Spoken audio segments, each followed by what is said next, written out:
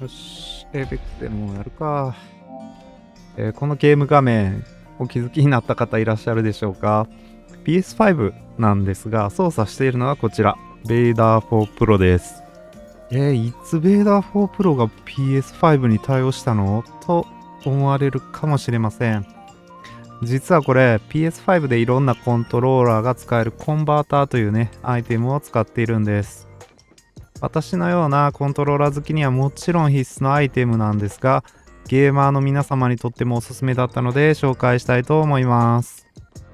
どんなコントローラーが使えるのか検証したり、遅延検証なんかもやってきました。PS5 で使えるコントローラーに困っているっていう方もぜひ参考にしてみてください。また、この動画が参考になったと思ったら、高評価とチャンネル登録、ぜひよろしくお願いいたします。そもそも FPS ゲーマーにとってはコンバーターって聞くとあんまりイメージがないんじゃないかなと思います。実は格ゲーの世界では PS5 非対応のアーケードコントローラー、アケコンですね、を PS5 で使えるようにする用途によく使われています。世界最大級の格ゲー大会エボでもね、プロゲーマーが使っています。こちらね、エボジャパン2025なんですが、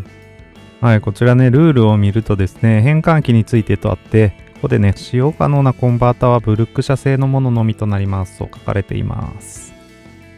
実はね、今回ご紹介するコンバーターもね、このブルックっていうね、会社のものになってます。ブルック社はね、カプコンの、主催する格ゲー大会にもね、協賛をしていてですね、格ゲーではね、かなり、一番有名なコンバーターかなっていうぐらいね、有名です。今回はね、そのブルックから提供いただいた格ゲー以外にも対応したコンバーターのこちら、ウィングマン FGC2 っていうね、製品を紹介していきたいと思います。モナルのウェブサイトの方で、簡単にスペックと価格をチェックしていきたいと思います。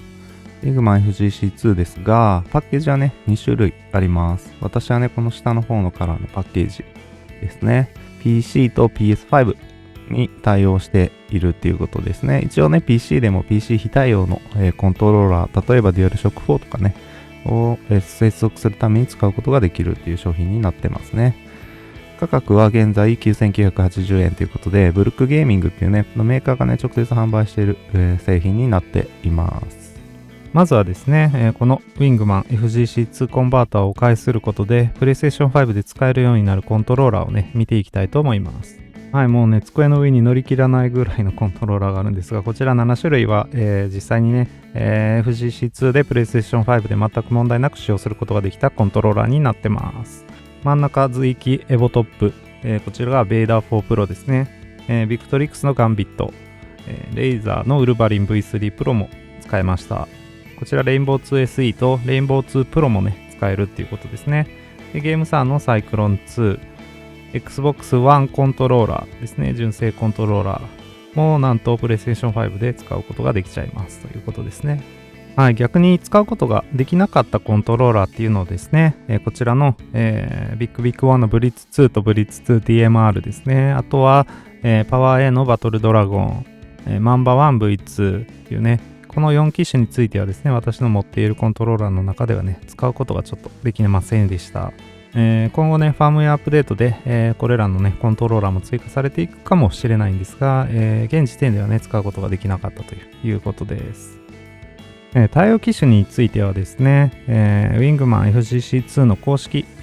ウェブサイトの方にですね、有線コントローラーの一覧ということで135を超えるねコントローラーに対応しているということで一覧がありますので、こちらでね、対応しているかどうかをチェックすることもできます。またね、一応ね、今回、動画内ではね、私は基本使わないようにしているですね、連写機能、マクロ機能ですね、この2つについては、解説を省かせていただきたいと思います。オンライン対戦においてはですね、この2つはね、使わない方がいいんじゃないかなと思います。まずファームウェアのアップデートをやりたいと思うんですが、このように FGC2 のページに来てですね、下の方にずーっとスクロールしていくとですね、ファームウェア更新っていうのがあります。ここをクリックします。はい、そしたらね、ファームウェアのソフトがダウンロードされたので、すべて展開ってやってですね、Wingman FGC2 アップデートソフトウェアっていうのを起動します。はい、そしたらボタンを押したまま PC に接続してくださいって出るのでね、一旦取り外して、よいしょ。本体の左右のボタンを押したまま押します。製品の現在のバージョン V1.0.2.3 って出ますね。最新が 1.0.3.1 っていうことなので、これでスタートって押します。はい、しばらく待って、はい、ファームウェアが完了しましたって出たので、これで OK ですね。ファームウェアの更新自体はね、一瞬でね、そんな時間かからずに終えることができます。はい、それでですね、この Wingman FGC2 の使い方なんですが、すごく簡単です。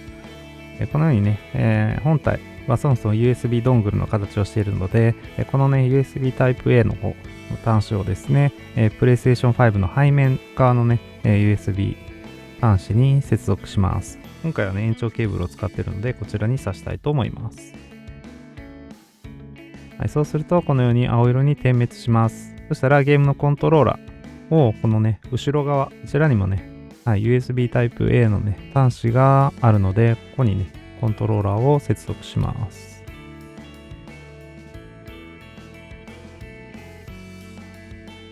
はい、それで、接続ができるとですね、このように LED がね、青色の点灯に変わりますので、これで準備は OK です。そしたらですね、コントローラーの電源を入れて、ホームボタンを押します。すると、はい、これでもうすでにね、はい、このように、Wingman FGC2 経由で PlayStation 5非対応のコントローラーをね、PlayStation 5で使うことができるようになりました。たったこれだけのステップでね、要はこれを、間にかませてコントローラーをつなぐだけで、PlayStation 5でいろんなコントローラーが使えるようになるということです。はい、使い方とね、対応コントローラーが分かったところでですね、やっぱりコンバーターっていうことでね、一つね、こういう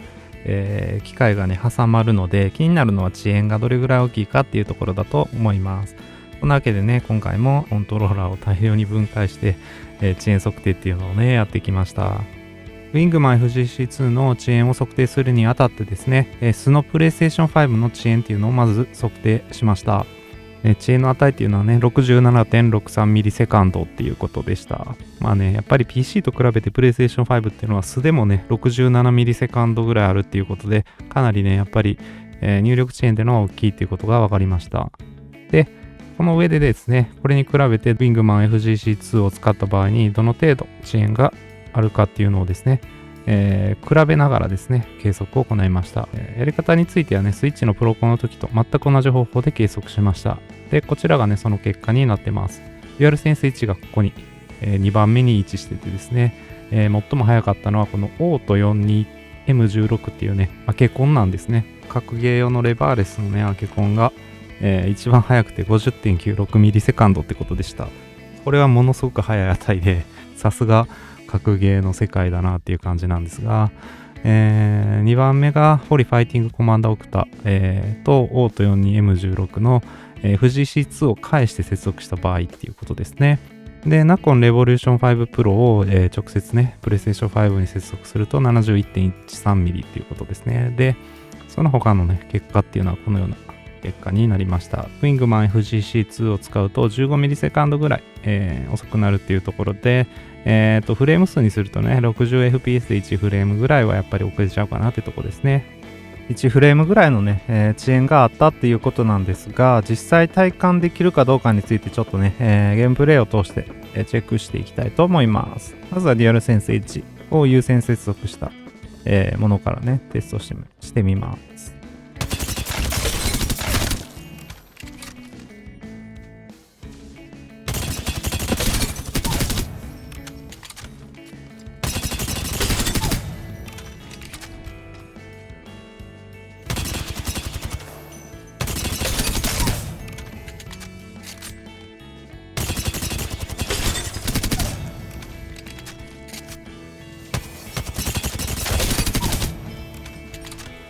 やっぱりね、かなりエイムアシストっていうのは強く感じますね。確か、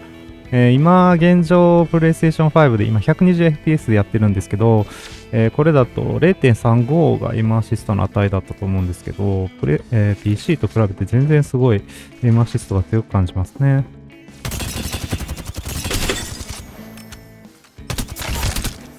でも今みたいなのはちょっとね、PlayStation 5特有の遅延を感じた気がします。だいたい200発撃ってたので、今度はね FCC2 を介したね随気エボトップで、撃っていきたいと思います。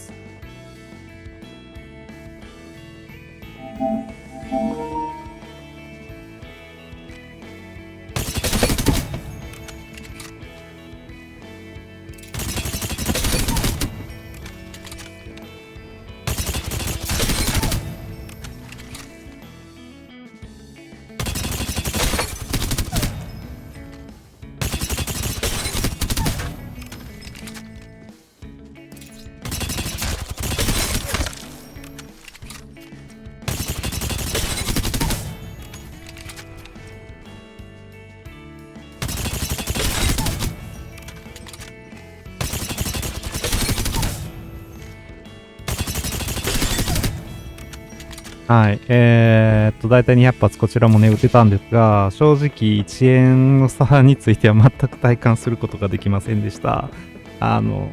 むしろね、こっちの方が当てやすかったっていう感じで、まあね、コントローラー慣れとかもあると思うんですけど、はい。というわけなんでね、まあ1フレーム、60fps で1フレーム、これ 120fps なんで、まあ2フレーム弱ぐらいですかね、の遅延っていうことなんですが、全くね、私はそれをね、まあ、FPS ゲームではね、感じ取ることはできなかったっていうことですね。なんでね、これなら普通にね、全然 Apex のランクとかも回していけるだろうし、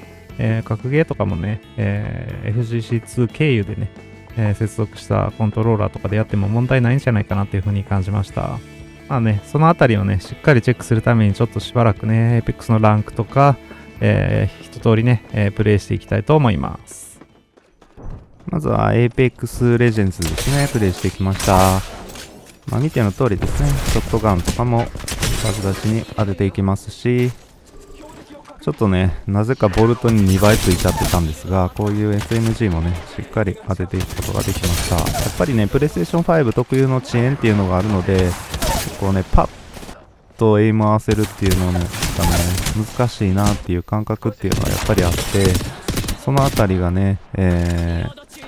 難しさを感じるところではあったんですが、まあ、ちょっと慣れればね、まあ上げていけるかなというところですね。はい。全くね、Apex に関しては、違和感なくね、まあ、PlayStation 5特有の問題、遅延の大きさっていうのは感じましたが、違和感なく使うことができました。はい、次はこのストリートファイター6ですね。オート42の M16 っていうね、アケコンを使って、これを、FGC2 を介してね、接続するっていう方法で、コンボトライアルをね、クラシックで全てやってみました。全くこちらもね、問題なく扱うことができました。ストリートファイター6に関しては私自身 PC 版のね、プレイ経験そこまでめちゃくちゃ多いってわけではないので、これに関してはね、PlayStation 5特有の遅延っていうのもあんまり感じることがなかったです。まあ人によってはね、PlayStation 5で、遊ぶとちょっと遅延があるから、それに若干慣れる必要あるっていうね、話をしている方はいらっしゃいますね。はい、最後にアセットコルサーです。アセットコルサーに関してはですね、一つだけ気になった点があって、ウィングマン FGC2 を介して接続するとですね、振動機能っていうのがね、どうしても、使えないっていうね、現状、使えないっていうことになってます。なので、これ、ベイダー4 Pro でね、プレイしているんですが、振動機能がね、レーシングゲームって結構ね、重要だったりするので、それがないっていうことでちょっとプレイしづらさにつながってたかなって感じですね。遅延に関しては全く気にならなくて、操作感とかもね、フィーリングとかもかなり、PC 版と近かったように思います。まあ、その振動機能ですね、あとは音ですかね、コントローラーにオーディオジャックがついているものに関してはね、そのオーディオジャックが、機能しなくなるっていうね、ところも、一つね、コンバッターのFGC2 の製品の使用っていうことになってます。なのでそのあたりがね必要な方っていうのはやっぱりね、コンバッターじゃなくてね純コンとかを使って、プレイするっていうのがねいいのかなっていうところですね。なので、まあ、例えばですけど、アクションゲームの中で、振動機能をとても、なんていうんですかね、すごく臨場感あふれる振動機能っていうのを売りにしているようなアクションゲームとか、こういうレーシングゲームとかにはねちょっとね向いてないかなっていうところですね。それ以外でね、特に Apex とかね、もうどうせ振動なんてみんなオフにしているようなね、ゲームに関してはね、全く問題ないかなっていうところですね。格ゲーもそうですけど、そのあたりはさすがにね、コンバーターを介して遊んでも全然楽しめるかなっていう風に感じたところです。はい、ここまでブルックのウィングマン FGC2 コンバーターをね、見てきましたがいかがだったでしょうか。特に私はねこの随記エボトップが使えるっていうことで、PlayStation 5で Apex やるときはねこれを使いたいなっていうのと、アクションゲームとかもねかなり、これでやりたいなっていうんで、モンハンワイルズとかね、かなり、これ使ったら楽しめそうだなって思いました。またね、格ゲーストロークとかはね、このねビクトリックスガンビット BFG プロを持っていなくてもねこれで十分ね、ストローク楽しめるっていうのはねすごくいいかなって思いますね。またねベーダー4プロを PlayStation 5で使いたいっていう方もかなり多いんじゃないかなと思います。かなりねそういう意味ではね PlayStation 5でコントロールに困っているよって方にはすごくいい製品だなって思いました。もちろん格ゲーのために結婚をつなぐために使うよっていう方もね非常にいいんじゃないかなって思います。以上、モノルでした。ご視聴ありがとうございました。また次回の動画でお会いしましょう。バイバイ。